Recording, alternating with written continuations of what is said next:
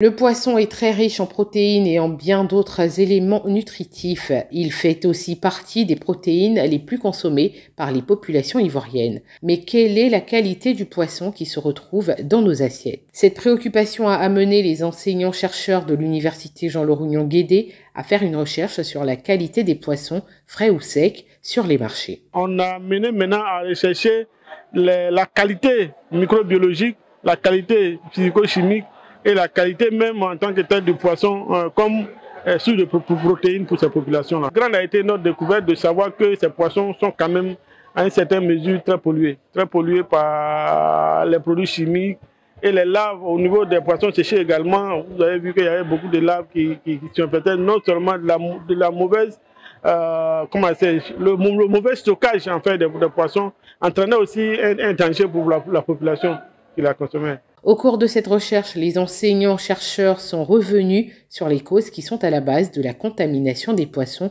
consommés au quotidien par les populations et qui peuvent être à long terme source de maladies. Nous avons révélé également qu'il y a des insectes qui colonisaient ces poissons et puis également les résidus de pesticides qui sont liés à toutes les activités humaines, notamment les activités agricoles. Par exemple, les zones de manage, ce sont les endroits où les poissons viennent pondre leurs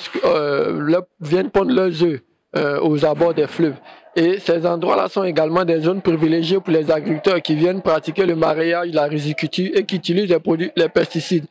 Et lorsque les eaux, après leur retrait, reviennent, ces eaux-là vont submerger tous ces endroits et les pesticides vont être lessivés et rentrer dans l'eau. Le problème étant posé, plusieurs solutions ont été proposées pour réduire le taux de contamination des poissons frais ou secs sur les marchés ivoiriens. Il s'agit de réduire l'utilisation de certains produits chimiques utilisés dans les zones d'exploitation minière, sensibiliser les acteurs de cette chaîne du poisson aux bonnes pratiques de conservation, sensibiliser les agriculteurs à réduire l'utilisation des insecticides et produits phytosanitaires dans les pratiques culturales et particulièrement autour des fleuves et des zones de production de poissons.